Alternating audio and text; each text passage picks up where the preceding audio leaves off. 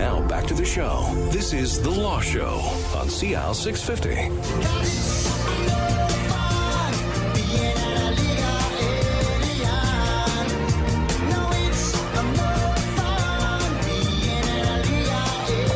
And welcome back to The Law Show. Phil Collins or Genesis? I'm guessing Genesis. Was I right or wrong? Yeah, Genesis. There you go. All right. Rudy Kisher and Gordon Maynard join me in studio from MKS Law, which is much easier to say than the full title. Are you guys happy with MKS? Yeah, we're very happy. Okay. We're moving towards that. That's our transition plan. Now, before the break, we talked about this foreign workers and the cooks in restaurants, and it's a real issue for owners. And having chatted with you now for many shows, it seems that the government is reactive and is open to hearing about bottlenecks and issues, and they can change. The minister can give direction and change things rather quickly if they want to. So are you seeing any acknowledgement at the federal level that there is an issue, and will they, do you think, change anything on that? Well, for the express entry, they've announced some changes that are coming in June. Mm-hmm. So June 6th, we're seeing some changes, very political changes. I think brought in by the government. I don't think any of us here would have seen that as a major problem, but it was definitely sort of heard from constituents and especially people. You know, one of the things that they're giving is points for siblings. So one of the complaints. People that had siblings abroad trying to immigrate, they found the express entry system a little bit overwhelming. They weren't able to qualify, and they're like, I would like to have my brother or sister here. Why doesn't this system give them any sort of points for that? And the system didn't, and so they're now going to be starting June 6th, which isn't far away. They will be rewarded with 15 points. Why is that controversial? Well, I don't think because there's a bit of a safety net to help them, wouldn't you think? Well, yeah, but I don't think the economics, when they released the announcement that they're going to go ahead with this, they said it shows that there are social benefits, right? If they had any economic hard data showing that family members actually, that they're more successful, I think they would have put out that data. My guess is that data doesn't really exist. Right. The people that are qualified because of their English and education are getting ahead, and the ones that are coming with their family members maybe aren't the strongest applicants, although, I mean, if I wanted my brother to come here, it's good for me. Mm-hmm. I don't know if it's good for Canada. Right? And I think that's the problem, where the Liberals have given in and said, okay, we're going to give you some points here, although there doesn't seem to be any hard data to support it. So they're giving them 15 points. It's not a lot. And the other change that you see is only for Francophones, that if Francophones that have people that are their primary language is French when they're applying. If they score high on the Francophone program, they're going to get extra points, more than if you were a fluent English speaker and you're a fluent French speaker, you're going to get more points for speaking fluent French, right?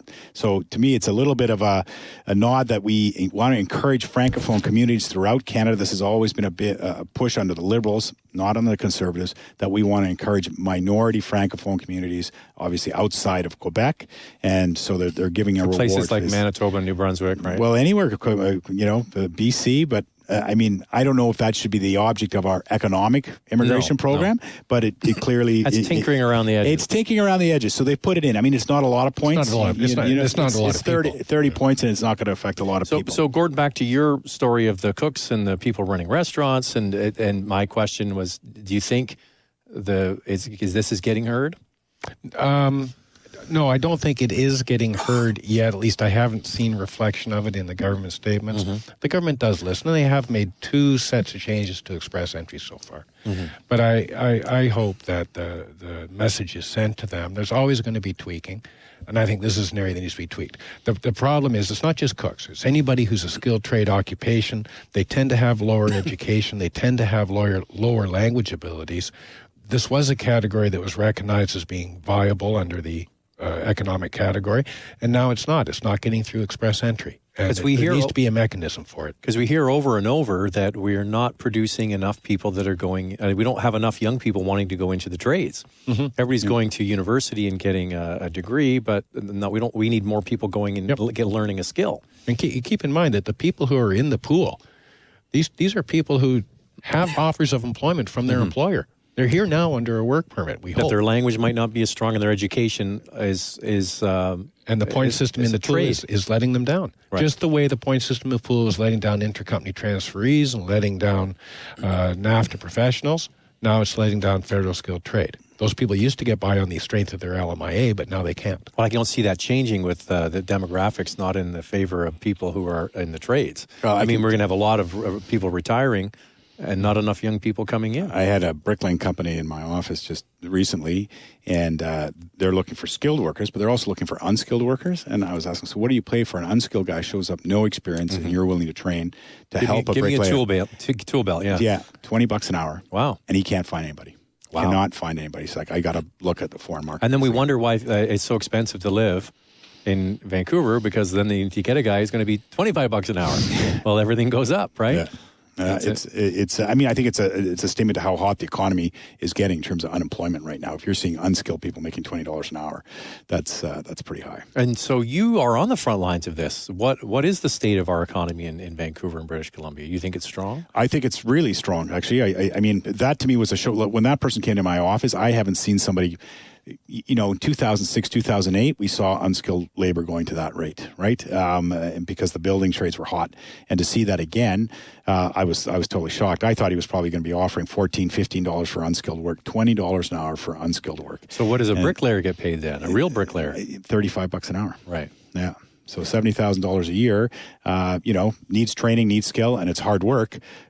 Are we putting our own people towards it? We're not. And I think Canada has failed. I mean, this is really sort of off the topic of immigration, but we see it on the front lines. I think we fail miserably in terms of the apprenticeship program. And I think part of that is the Liberal government in the province is to blame. They detached that from the unions, hoping that people would just sign up on their own. And I think the reality is 16, 18-year-old people, they need more direction. And the union sort of helped sort of funnel them into a program, made sure they were taken care of. What they're finding with the trades programs is people aren't completing them. They sign up, they try a little bit here, but where there isn't that mentoring system set up, it just doesn't happen. Right. All right. Now, what about citizenship overall? You were telling me off the air that the citizenship applications are down in Canada. Why would that be? Yeah, it's a shocking stat. I don't think the government expected this. Actually, they said as much. They didn't expect it. What happened is that the government increased the fees. You used to pay, so citizenship is the final, people have to pay and make an application, the final stage to become citizens of Canada. So they're usually here for permanent residence. They're here for, under the current program, they have to be here for at least 4 years before they apply. The cost for that used to be $100. So doesn't seem very expensive. You make the application. The Conservatives thought that they should increase that wage because they thought they wanted to make sure that it sort of reflect the value of what it costs, of what Canadian citizenship is worth, and make sure that people weren't putting forward frivolous applications. The problem is I think they've gone too far. They increased it for an adult application to $530. That's a significant increase. So people are just saying, I'm fine with permanent resident. They're saying, you look at it and they say, well, I've got to decide. I make 40. The average wage, like the median wage in BC is $22 an hour. You've got two adults, maybe an 18-year-old child. You're looking at then in government fees, you're almost looking at $2,000. Plus they have to pay on top of that to take sometimes to take English tests if they weren't educated in the English language, which also can cost another $200. So, I mean, to some people it doesn't seem like a lot of money when you're living on $40,000, $50,000 in Vancouver, and you're taking a look at that. And so what they find is that the rate of applications is down 30%. So they were getting about 200,000 applications a year. When you think we immigrate about 300,000, that's a good conversion rate to the amount of people that are actually becoming citizens, which is, I think, what Canada wants. Canada wants people living. You want your neighbor to be fully engaged in society, being able to participate and have all the rights to be able to vote, etc. And we're finding that we're having a section of immigrants now that aren't going to be fully engaged. They're not going to be able to participate in the electoral system. So when did this $500 fee come in? I think it was 2014, I think. So here we are 3 years later. We're only just seeing this now. So is it really the fee? That's what they attribute it to. Yeah. Gordon, any thoughts on that? I'm surprised, but it's funny how little changes get magnified. Mm-hmm. Yeah, and this is one of them. And that's that whole equilibrium you mentioned. Yeah.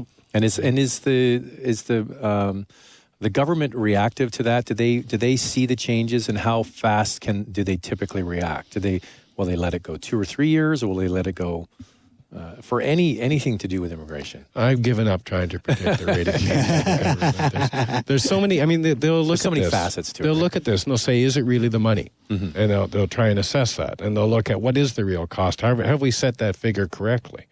You know, is there room to change that? What's coming down the pipe? You know, what might affect this? So, yeah, we'll see. All right, we're going to take a quick break. We're going to come back speaking with Gordon Maynard and Rudy Kisher from MKS Law, immigration and citizenship lawyers on The Law Show on CL 650.